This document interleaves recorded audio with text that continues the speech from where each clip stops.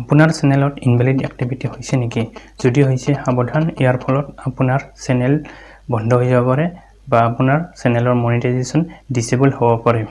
Hi guys, আজিৰ এই ভিডিঅ'টোত মই আপোনালোকক ইনভ্যালিড এক্টিভিটিৰ বিষয়ে কম আৰু এই ইনভ্যালিড এক্টিভিটি চেনেলত হৈছে নে হোৱা নাই ইয়াক কেনেকৈ জানিব পাৰিম আৰু ইয়াৰ পৰা আপুনি কেনেকৈ বাচিব, এই সকলোবোৰৰ বিষয়ে আজিৰ এই ভিডিঅ'টোত আপোনালোকক মই বুজাই দিম। লগতে এটা অনুৰোধ, ভিডিঅ'টো আৰম্ভণিৰ পৰা শেষলৈকে স্কিপ নকৰাকৈ ভালদৰে চাব যাতে আপোনালোকৰ বুজাত সহজ হয়।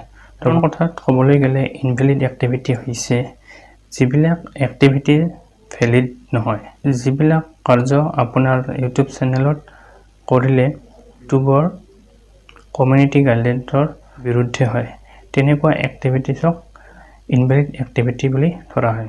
আৰু এনেকুৱা ইনভ্যালিড এক্টিভিটি আপোনাৰ চেনেলত কেতিয়া হ'ব পাৰে?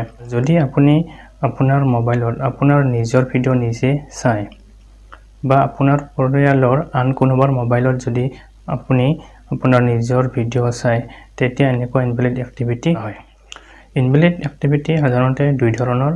এক নম্বৰ হৈছে ইউটিউব ইনভ্যালিড এক্টিভিটি আৰু monetisation invalid activity. YouTube invalid activity সেইটো তেতিয়া হয় যেতিয়া আপুনি আপোনাৰ নিজৰ ভিডিঅ' আপোনাৰ মোবাইলত নিজে চায় বা আপোনাৰ পৰিয়ালৰ কোনো আন লোকৰ মোবাইলত চায়, তেতিয়া ইনভ্যালিড এক্টিভিটিৰ ভিতৰত ধৰি লোৱা হয় আৰু এনেকুৱা কৰিলে আপোনাৰ চেনেল বন্ধ হৈ যোৱাৰ সম্ভাৱনা থাকে।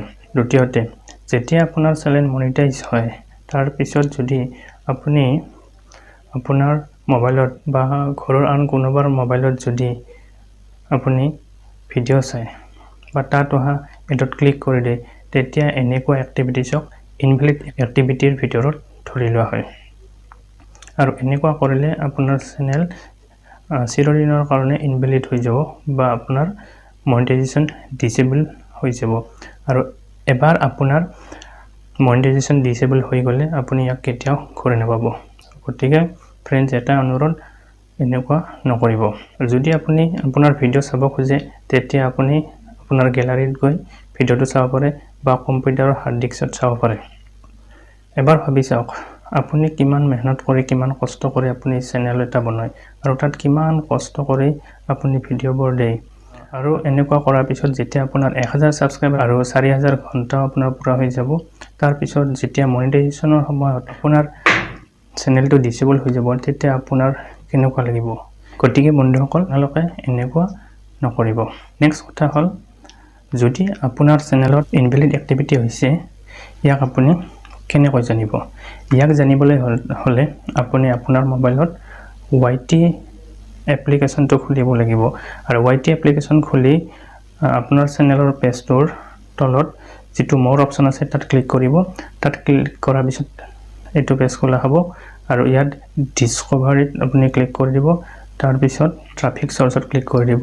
তাৰপিছত একেবাৰে তলত গৈ যিটো ডাইৰেক্ট আৰু আননন সেইটো যাব। তাত যদি আপোনাৰ 1%তকৈ ওপৰত আছে, তেতিয়া আপুনি জানি ল'ব যে আপোনাৰ চেনেলত ইনভ্যালিড এক্টিভিটি হৈছে।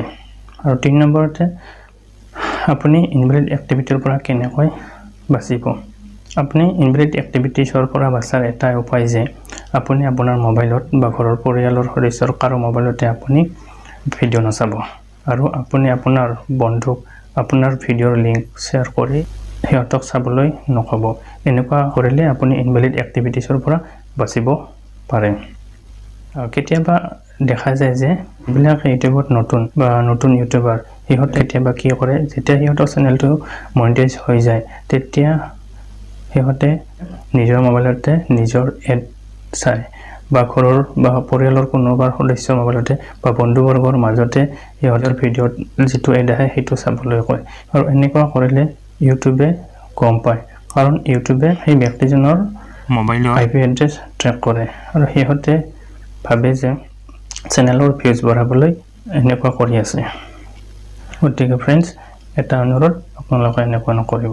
আশা কৰোঁ ফ্ৰেণ্ডছ আপোনালোকে ইনভ্যালিড এক্টিভিটিছৰ বিষয়ে বুজি পাইছে। যদি ভিডিঅ'টো ভাল লাগিছে লাইক কৰিব, শ্বেয়াৰ কৰিব আৰু চেনেলত যদি নতুনকৈ আহিছে চেনেলটো ছাবস্ক্ৰাইব কৰিব যাতে এনেকুৱা ইণ্টাৰেষ্টিং ভিডিঅ' আপোনালোকলৈ লৈ আহি থাকিব পাৰোঁ। আজিৰ কাৰণে ইমানতে। আকৌ এটা নতুন ভিডিঅ'ৰ সৈতে আপোনাৰ ওচৰত উপস্থিত হ'ম। তেতিয়ালৈকে বাই বাই, গুড নাইট।